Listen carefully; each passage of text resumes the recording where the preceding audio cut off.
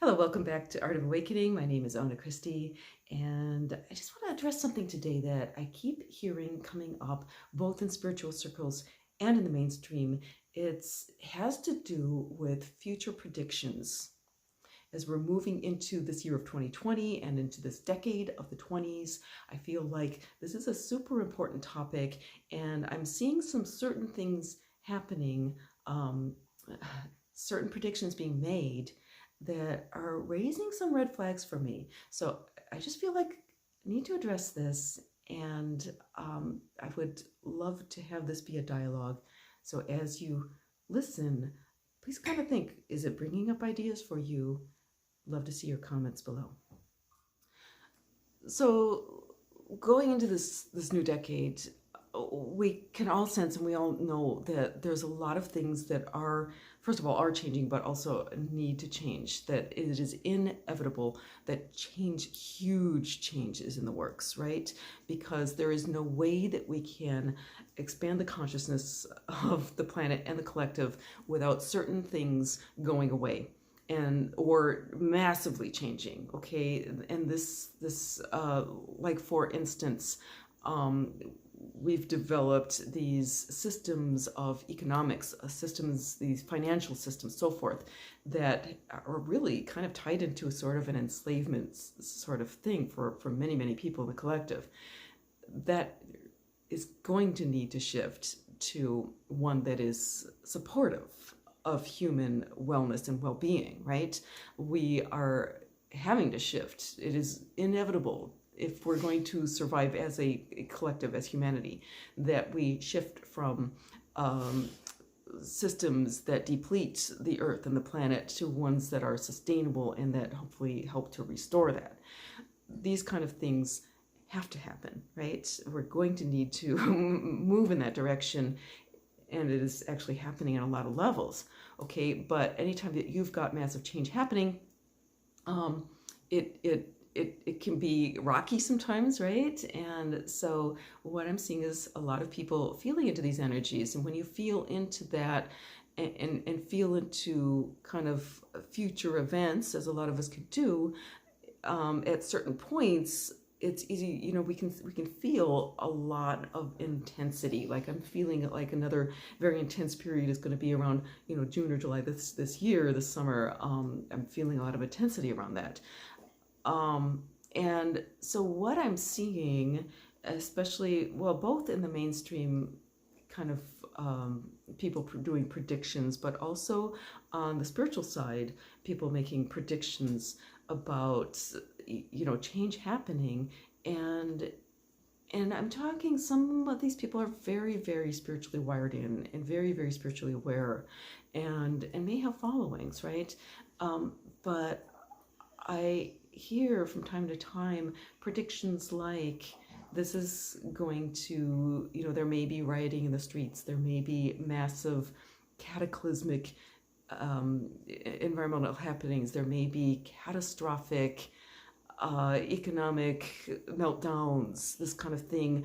I'm hearing a lot of these buzzwords like cataclysmic, catastrophic, bloody revolution, writing. Okay, so here's where I want to just make a little wake-up call or a judgment call here, because I want to just kind of point out that just because, and I'm speaking for myself as well as anybody else, just because we've reached a certain point of enlightenment, or reached a certain point of awakening, doesn't mean that we're 100% all the way there. This shift from this 3D survival-based consciousness to a more 5D thriving kind of consciousness, it doesn't necessarily happen across the board, okay? And so when we can be thinking in a very 5D way, it's very easy for this 3D stuff, because it's very deeply ingrained in us, to kind of sneak in. So, and that happens very easily in predictions, because anytime there's change, it kind of triggers that reptilian part of our brain, right? The survival kind of part of our animal self triggers us. Animals do not like change and routine. It makes them uneasy, okay? And so that triggers that animal self of ours to want to stay back in the comfort zone, okay? And it also triggers fear. And so I'm seeing that a lot of these predictions where somebody can be very much in that 5D and above kind of consciousness, they can suddenly shift back into that 3D and bring in sort of fear-based predictions, rioting in the streets and so forth, right? And so I just want to sort of bring this up to encourage all of us, myself included, to maintain an awareness around that. And when we feel it coming up in ourselves, or when we hear it on YouTube, when we hear it in the news, when they hear it wherever, to keep in mind that we are all very powerful creators, and that with each breath, with each thought, with each breath we take, with each thought we think, with each word we say, we are creating constantly at every moment. And so as we awaken, as we raise our own vibration, we become more influential, okay?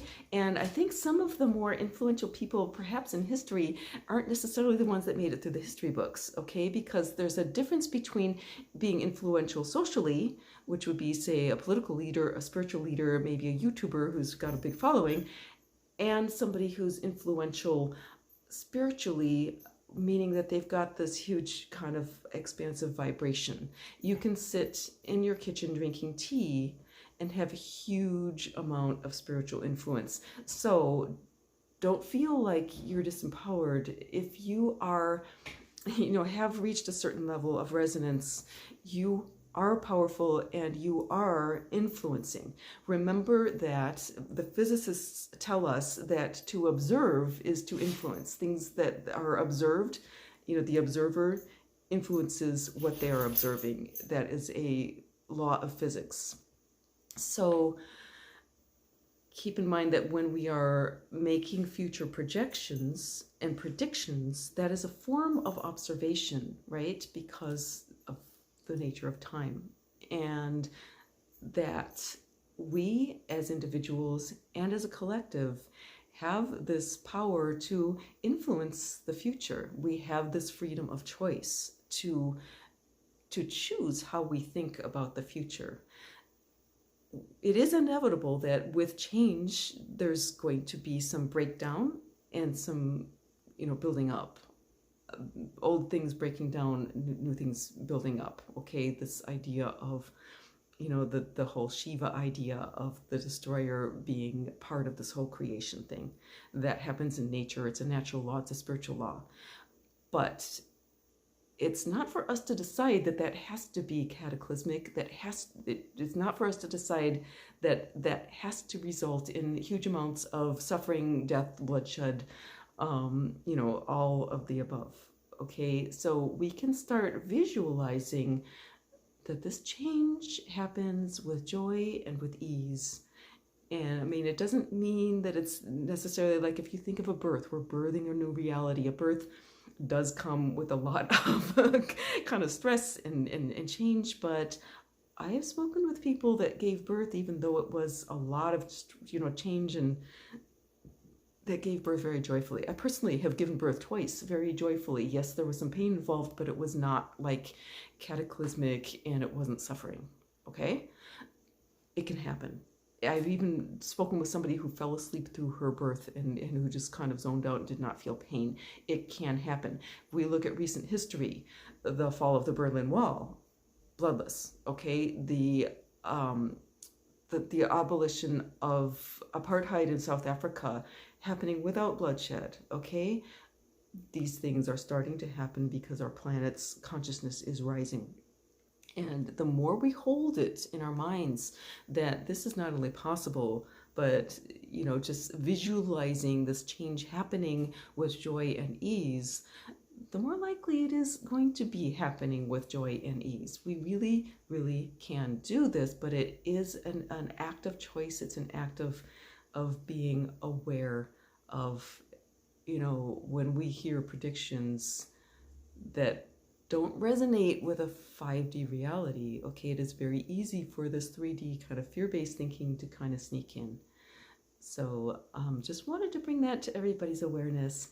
I want to thank you if you've come this far, because you are, if you've gotten this far in this video, you're aware enough that you are more influential than you may realize. And so realize that that resonance that you hold, these ideas, however you want to visualize things, it does make a difference. So if you feel like this has been illuminating for you, or I'd really appreciate if you'd share this message, because I think it's very important as we move into this new decade. Would love to hear your thoughts below. I think this is a topic that would be a lovely thing to discuss. I think it's something that needs to be brought up a little bit more. So thank you in advance for your comments. Thank you in advance for your shares and likes. And I always appreciate your subscribes. Follow me on Instagram. I've got a new Instagram channel. I'm going to leave that link below. And have a lovely week, too. We'll catch you again soon.